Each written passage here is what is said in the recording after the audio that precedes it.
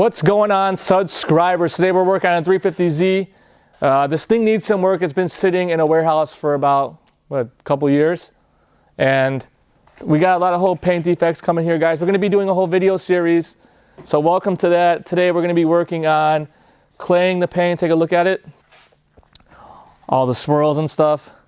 It's fairly soft paint because I did a test spot. So in here we have some overspray. It could just be from anything, I don't know, where it's been sitting. I don't know, maybe people working in the shop or whatever. So we're gonna take the clay, remove all this oxidation. It's probably gonna leave some marring. I'll show you guys what I mean after that because the paint is soft, like I said. And anytime you really use a clay bar, it's gonna leave some marring. Then we're gonna use our paint revival kit, delete and revive. And that's the first part of this video series. I'm gonna show you guys how to restore things like trim right here. Catch a good angle on that, because that's also something new. We're going to be working on getting emblems off, interior cleaning, wheels, tires. But yeah, let's get started. First, we're going to clay the car. We already washed it. We're going to clay it. Then we're going to use Suds Box Delete with a microfiber cutting pad, and then revive. So let's get into that and show you guys what we're going to do. Okay, so first step we're going to do after we wash the car is clay it. Now, when you purchase this online or our website, you're going to get a small 4-pack of this. So it's basically a clay bar, and it's already separated for you. You're going to get like 4 individual small ones, and this is what it's going to look like. Now, what you're supposed to do is come in here and just pretty much take it, squish it around a couple of times until it's loosened up, and then flatten it. This is going to pull up a bunch of contamination. If you take a look at the paint, actually, it looks like there's like sparkles in the paint, but this paint doesn't have any metallics in it. It's like a flat, it's like a not a flat red, but it's just like a straight red with no metallics in it. So once we have this flattened out, we're going to take a spray detailer. This is our Radiance rinseless wash, and we're going to come in here, spray the panel down, and we're going to use this as lubrication for the clay bar to slide back and forth. This is really important because if you just take it on bare paint right here, you're going to really scratch it. Now you're probably going to get marring. I'll show you what marring is. When I say marring, it's going to look like you did something to it. So marring is like a really light version of scratching, kinda. Like it's not really deep scratching, but you'll see basically marks on your paint from going back and forth. And you don't want to put any pressure when doing this. You want to let the clay bar do the work. But I like using Radiance because has really good lubricity to it. The more lubricity you have, the less chances you'll have of marring the paint. But again, I would not suggest claying your paint unless you're going to polish it. Again, because for that reason with the marring. I get a lot of questions like, hey, when do you need to clay your car? The answer is feel your paint. That'll tell you when you need to. There's no real set time, like, every 3 months or every month, or definitely don't do anything like every week, but just feel your paint. If it feels rough, then just clay it. But I like to do it let's say every season or something. Now we're going to take a microfiber towel, and we're simply just going to dry it off.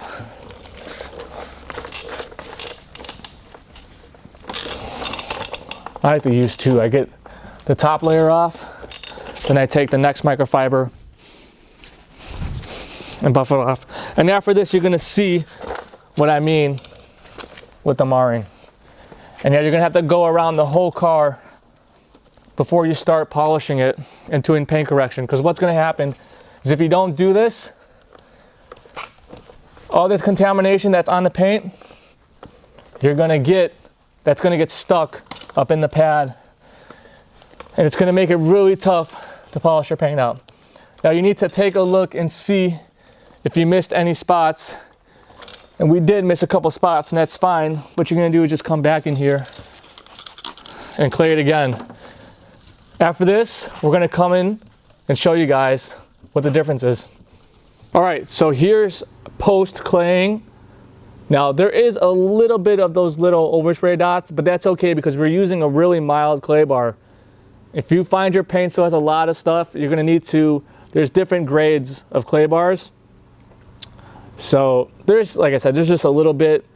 What we're concerned with is that the panel is nice and you guys barely hear any of that. I mean, there's virtually nothing. That's what we're looking for. We're looking to clean the top surface, the surface off, and that's what the clay is gonna do.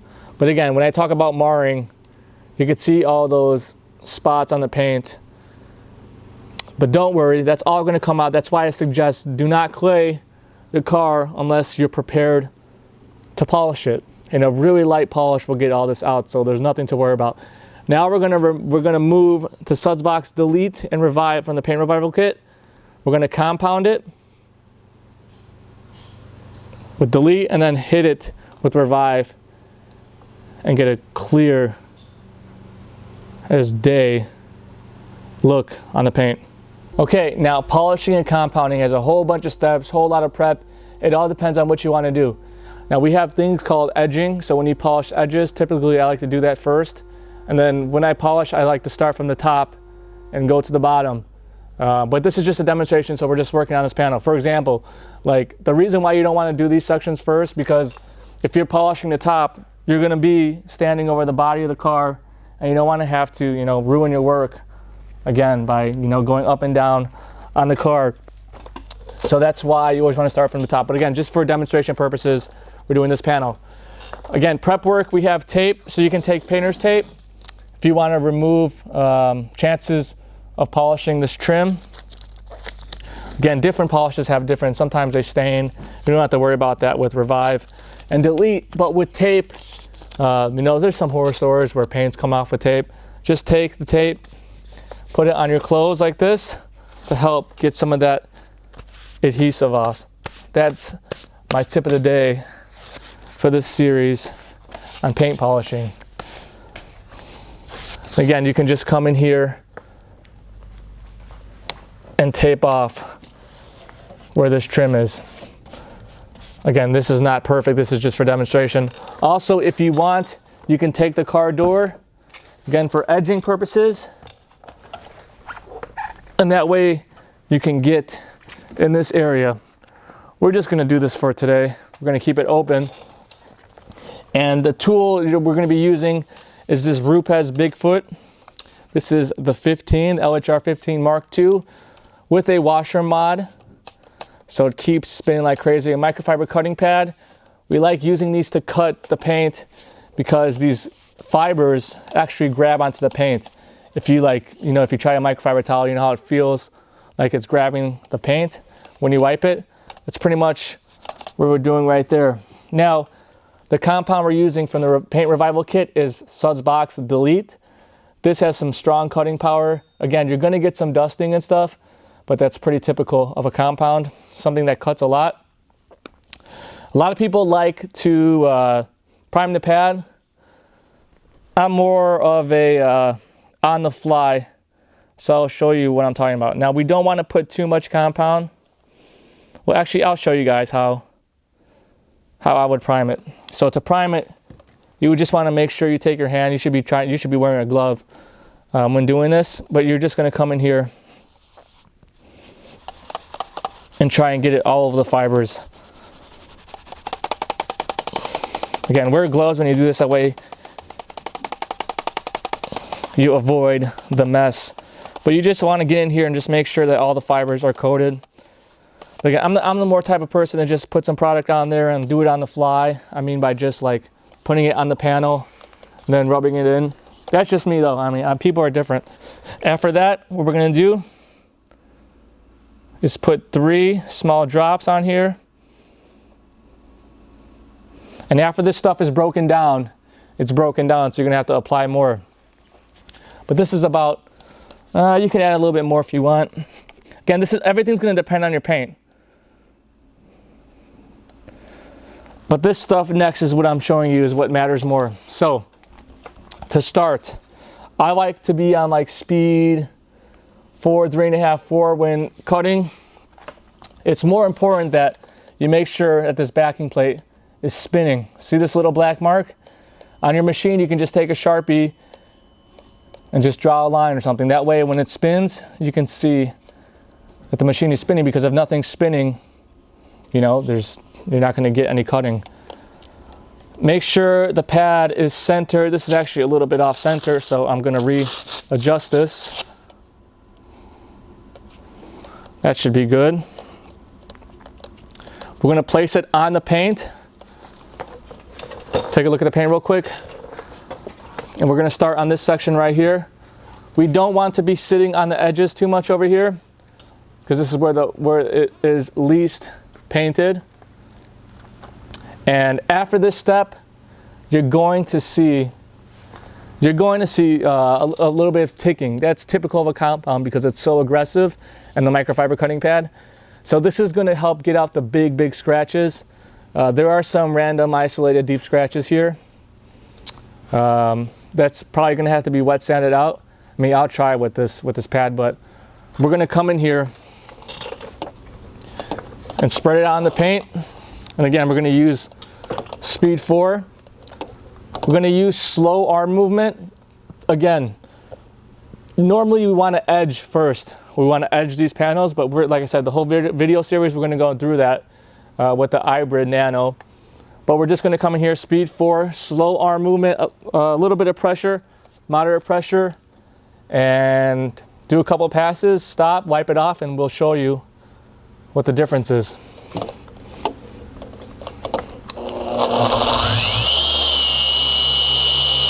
Again, make sure the machine is spinning. Want to overlap at 50%.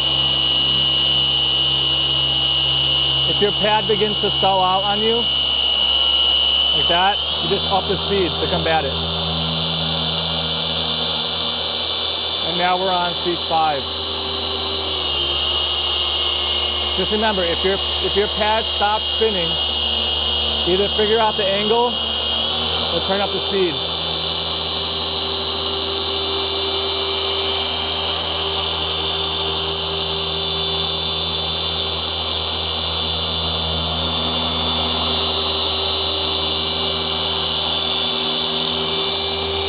Now I'm feeling the panel for how hot it's getting. We want to avoid it getting really hot because we can get paint swelling.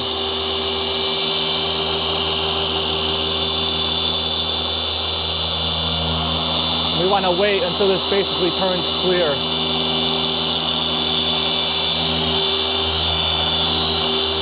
You can go the opposite way.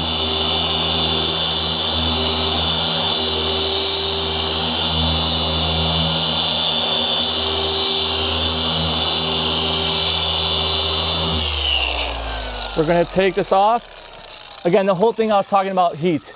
We want to make sure that this panel is not getting too hot, because that can introduce paint swelling, and what paint swelling can do is just make it look like it's swirl free when it's really not, and it'll actually come back after a couple weeks. So to avoid your paint heating up, you can do a bunch of things. You can move up your arm speed, you can take off less pressure, you can switch pads, switch to a wool pad because it's not going to heat up as fast. You can add polish. You can add polish to the pad. That way, you know, it doesn't heat up as fast. Just lubricating it more. So those are the main things. Now, check out the difference after what it looks like. All right, sorry about that, guys. The memory actually ran out in my SD card. But this is what it looks like after the first initial cutting phase. I have my little light here, and this is going to show the swirls, but you guys can see those little tick marks. That's what you're going to get from a compound. This is what it was before, a lot worse, and then it's substantially cut down on that. So next, we're just going to finish this whole panel compounding it, then we're going to polish it so you guys can see the difference.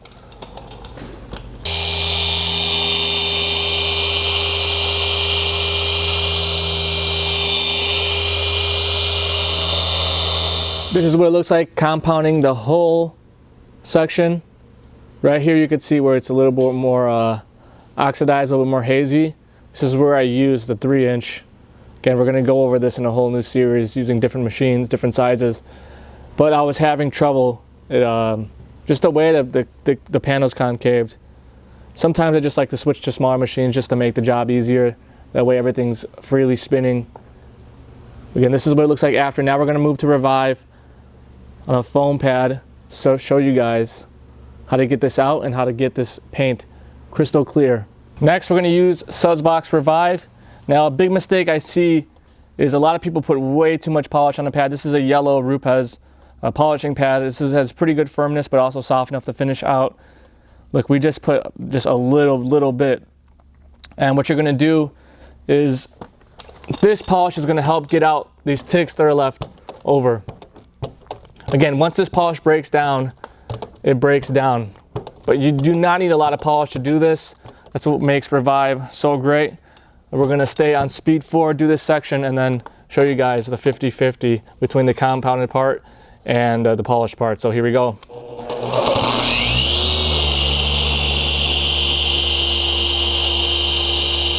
Slow arm movement, moderate pressure. And this pad is actually pre-primed already, so again, I'll make a video series on priming pads. Again, just make sure that backing plate is spinning.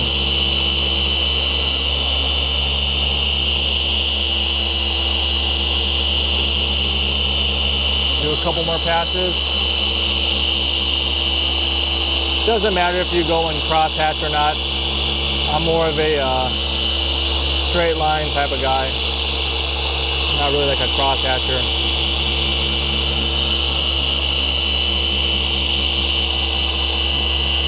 Yeah, get the door open if you really want to get in there on the edges.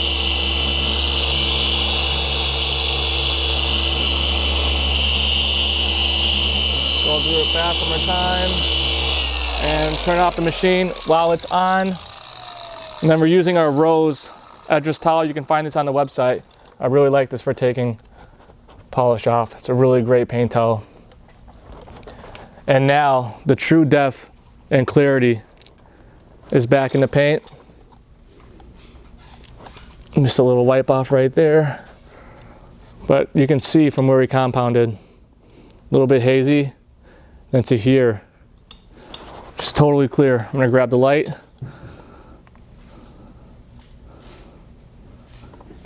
Not 100%, but it's like 95% there. See that difference now with the ticking?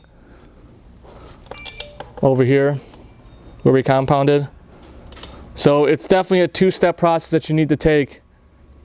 And we're gonna finish this whole panel over here. We're gonna grab the 3-inch, but that's just a huge difference. All right, so I hope this little tutorial helped you guys out with the polishing aspects. We're gonna go deep, we're gonna dive deep. I'm gonna go like super deep into this.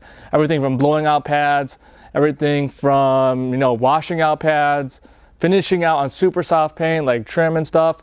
But I want you guys to really see this before and after, this difference on this 350. This side right here, swirled up and scratched up, then it almost looks like a different color. I mean, the back, because it's so radiant now, the finish. You can see how clear that is. Again, it's not 100%, but this is something you can do at home, really easy. All you need is a machine. You don't need a Rupes. I could do the same results on a Harbor Freight. I'll even make some more videos on using different machines just to show you it's not the machine. It's more of the process, making sure your pads are cleaned out and stuff, washed, making sure that you're using the right amount of polish, compound, heat, all that stuff, arm movement. There's so many factors. It's not just always products and the machines and stuff. But make sure you guys subscribe to the channel. Also, we're going to be doing way more tutorials. And yeah, just look at this thing from before and after. Looks amazing. If you guys have any questions, make sure you guys email us at support@sudsbox.com. Check out our products at sudsbox.com. Thanks, guys.